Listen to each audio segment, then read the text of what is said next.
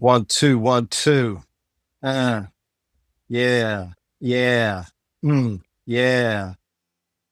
All right, this one's for the man, the myth, the man,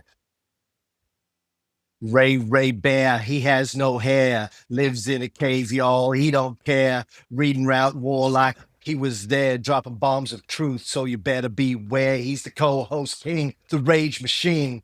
World War II running through his bloodstream. Don't understand TikTok. He ain't got threads. Churchill quotes running through his head, pacing through history like a Rommel's ghost. 10 cups of coffee just to get close. He'll monologue for hours, ain't got no shame. Make a Nazi cry just to say in their name. Yeah, Ray Bear, he has no hair. Thinks Eisenhower's looking debonair. Facts with guns, he's a fully armed. Dropping footnotes like they're napalm bombs. Look, Ray got no chill. He's a one-man blitz. Reading 10 books just to say it fits. Don't do small talk. He don't do brunch. Probably punched a Luftwaffe pilot at lunch. Every time he talks, it's a battlefield. His facts so sharp, man, truth gets peeled. I try to crack a jokes, and he just stares like Cam. We're talking wife crimes. Who cares? Ray Bear, he got no hair. These Eisenhower's looking debonair. If the facts were guns, he's a fully armed, dropping footnotes like they're napalm bombs. Cam, that's not what Churchill said. Read the fucking memoir. Read the other memoir. No, the British one. Damn, okay, man. I just asked you if you like Band of Brothers. Hell, Ray Bear, he has no hair. And Mike's so hot, gotta handle with care. Got transcript stacked in the lair. Sassing FDR like he's right there. Ray's like, this ain't drama, bitch. It's war. I'm like, dude, it's just a podcast, I swore, but no, he's deep in a Stalin dive. I blink now, he's read volume 5. He ain't got memes, he ain't got flair, just a righteous fury and a vintage chair. But I love this bold-ass history thug. Without him, this pod would just be shrugs. Ray Bear, he got no hair. Woke up hangry, gave Hitler a scare. Podcasting legend, truth or dare. Try to be Ray Man, don't you dare. History's not safe when Ray's awake. People call him a motherfucking flake. I don't know why. Bag of gummies likes to hit those hot like mummies. Ain't Ray Bear. He had no hair. Woke up, come on the microphone blare, and I just ran out of lyrics. So I'm going to hit the beat. No, yo. I'm supposed to one. I'm the one who's supposed to do that. Not you. Well, no, that's true. That was quite good. I think you're wasting your time with the podcasting. I know, right? Yeah. Whole new career I haven't even tapped into yet. I got skills, boy. Skills on skills. Good game. No, you certainly do. You certainly do. Welcome back to the Cold War podcast. This is episode 288. Yeah, it is. If you're confused, that's because we haven't published 287 yet because Ray forgot to edit and send it to me until I had to remind him. So it's on him. That's one version of the truth. What's the other version? Oh, I don't know. I'm sure there's more. I'm at parallel universe, multiple, whatever. I don't know. I'm not MAGA. there. What's the MAGA version? Biden didn't do it. Biden's a robot. Biden didn't edit it. If he's a robot, he should be able to edit. He should be able to edit as a robot. Yeah. Fucking. Anyway. Last time on the podcast that you have not heard yet, Fulgencio Batista. Yeah. Cuban secretary, army secretary. Mm-hmm. Somehow, the power of the typewriter is mightier than the power of the sword. Right. I had a thought on that. I thought, well, in the episode that I just edited that no one's heard but me, except for you said it. Was it good? It was. I chuckled. There was some good laughs and I learned some things, but I realized you said something along the lines of, at the age of 19, he joined the army. He learned how to type and he became a stenographer. Well, what is a stenographer? Like in the musical Hamilton, they are in the room where it happens. So he's there, he's taking notes, he's doing things. He gets promoted in rank and he goes on to other things. But the point is, he's got his ear, he's seeing how the sausage is made, So he sees how the power politics, what goes on behind the scenes, and he becomes quite good at it. And I think you said this in the last episode, he will come to, in a way, dominate or certainly heavily influence Cuban history for at least a decade, if not more. So I think just being in the room where it happens when you're age 19 and you're ambitious, you learn some things, you know? Reminds me of that classic Australian anti-war song, I Was Only 19. Do you remember that? I've played it to you before. Mum and Dad and Denny saw the passing out parade at Puckapunyal. It was a long march from cadets. The 6th Battalion was next to tour, and it was me who drew the card. We did Canungra and Shoalwater before we left. And Townsville lined the footpaths as we marched down to the quay. The clipping from the paper shows us young and strong and clean. And there's me in my slouch hat with me SLR and greens. God help me, I was only 19. Oh, From Vung Tau riding Chunooks to the dust at Nui Dat, I'd been in and out of choppers now for months. And we made our tents a home, VB and pin-ups on the lockers in an Agent Orange sunset through the scrub. And can you tell me, doctor, why I still can't get to sleep? And night time's just a jungle dark and a barking M16.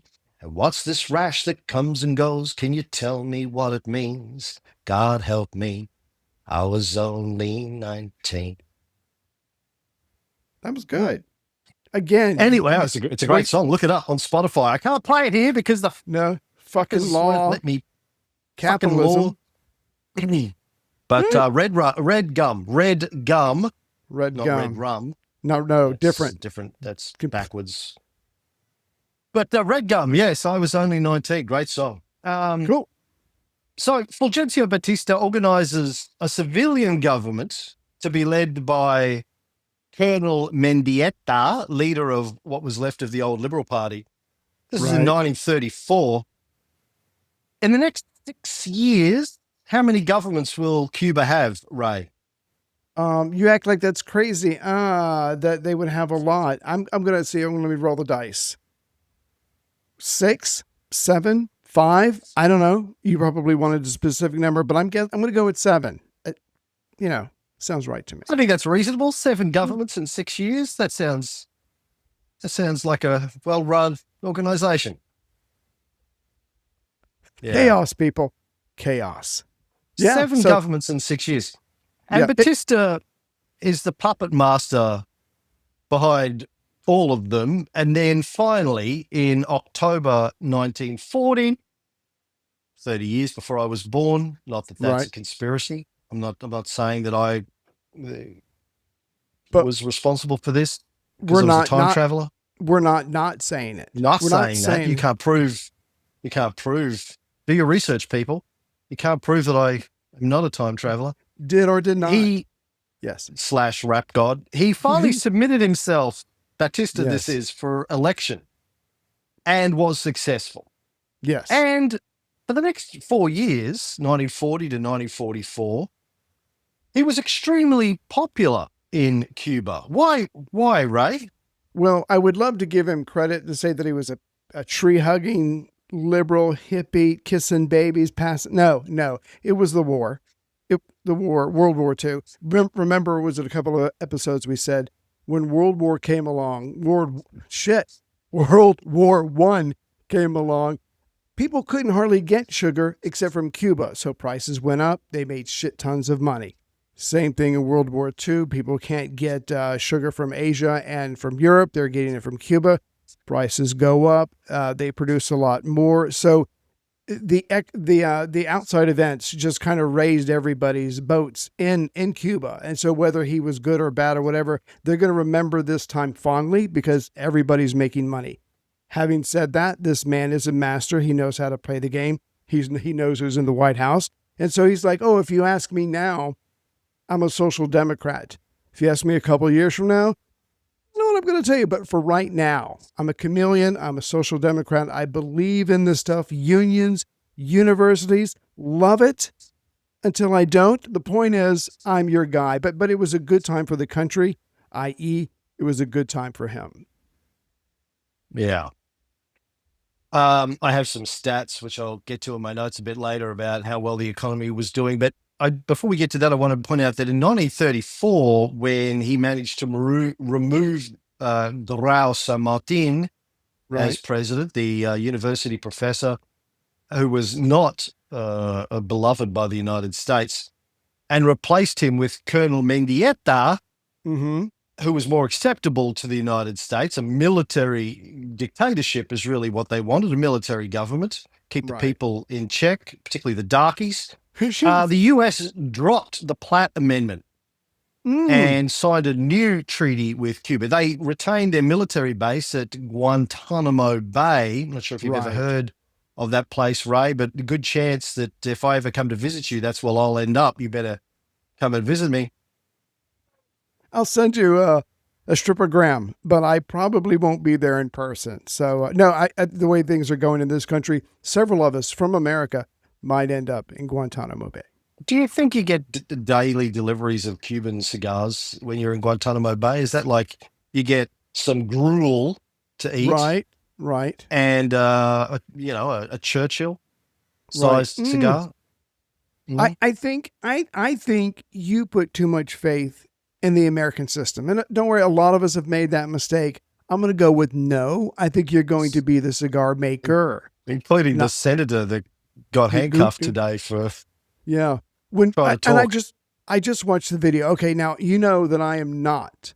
I know that you may or may not be a time traveler, but I am not a physicist. But I do know that when one cop tells you to raise your hands and the other cop tells you to lay on the ground, if you do what both of them say, you're going to go face first into the ground. So he was like, well, and he started to explain, well, I can't. And then one guy just shoved him. And if the senator had not put out one of his hands at the last second, he would have smacked his face. And I'm like, tell me your 1930s Germany without, you know what I'm saying? I mean, good God, come Because on. So it was in crazy. history, we've never seen a situation where you have an authoritarian No. government start handcuffing and arresting political opponents. It doesn't Who haven't happen. who haven't done anything wrong except for Yes. I have a question, no Yeah. questions. Rule number Yeah. 1, no questions. Yeah. But Cuba's domestic problems were far from over, despite getting rid of the Platt Amendment. Yeah, that's huge. Antonio Guterres, Right? the former Minister of Labor, I think he was, under the Grau government, no longer in government because Grau administration is gone. So he revived his revolutionary movement and actually turned it into an urban guerrilla movement designed to overthrow the Mendieta government. Anti-government protests and strikes started occurring more regularly 1934, 1935 in protest of what was perceived by some sections of society to be a military dictatorship Right. and basically a coup. Would- And would it then to deal with would these, it- Mendieta and Batista imposed martial law and crushed the Right. strikes and the protests. Sorry, yeah, absolutely. And again, the episode that I just edited that absolutely no one has heard. We said this last time. If you take away everybody's avenue, the only thing they're left with is violence. So he sees that, hey, this is a waste of time. He starts organizing his people into guerrillas. The government responds in kind, and pretty soon it's complete chaos. There, the murders are up. People are disappearing from the streets. People are being arrested. Universities gets closed down. Are you still talking unions- about Cuba, or are you talking about the United States 2025? You know, I'm confused. I'm going Which to one let were you you talking decide. about today? I'm going to let the listener decide. Pick one. Because it's this anyway. So no, but when you shut down universities and you shut down unions, and it's just insane. So violence begets violence. Yeah, there was another wave of repression that swept the island. All of those sorts of things that you're talking about. The army being used to break pickets, normalizing detention and torture for political activists. And it really, the whole place came under more and more military control. And this sort of seeped into Cuban culture. A Cuban woman told American researchers from the Foreign Policy Association that children would play at Army or Revolution at a small park near her house. They'd line other kids up, they'd parade them, then they'd shoot each other with imaginary guns and drag off the bodies. Damn. That's how common this was that kids were playing in the park. Another Right. researcher discussed the influence of North American gangster films from the 30s, which were very You're welcome. popular Right. in Cuba, and things like drive-by machine gun shootings. So the term Yeah. gangsterismo Right. was coined to describe this new era of Cuban politics. If And after the generals, I'm sorry, if I could, you get a sense that things aren't going the right way. If you're in a movie theater and you're watching a gangster movie, and then there's the drive-by scene, you lean halfway out the car, you got your Tommy machine gun, you're shooting, and the crowd goes, "Yay!" When that's the highlight of the film, you're like, is it us? Are we doing something wrong? But the point is, when you were a kid, I mean, I don't know what kids in Australia do. We played at Cowboys and Indians. It was never elaborate. I was a cowboy. They were Indian. We took turns or whatever because we liked the feather. why weren't you the Indian? You're like I know 52nd Cherokee. The irony does not escape me. But the point is, when you just said they would capture them, they would line them up, they would parade them like the Romans would do with their enemies and then shoot them. Goddamn, people. I mean, this is a very violent culture. It's being infused into the culture. You can't really tell where the army ends and the government begins. This can't end well, is my point. And I want to point out to people that this is the era in which Fidel Castro, who we're going to get to in the next episode, grew up.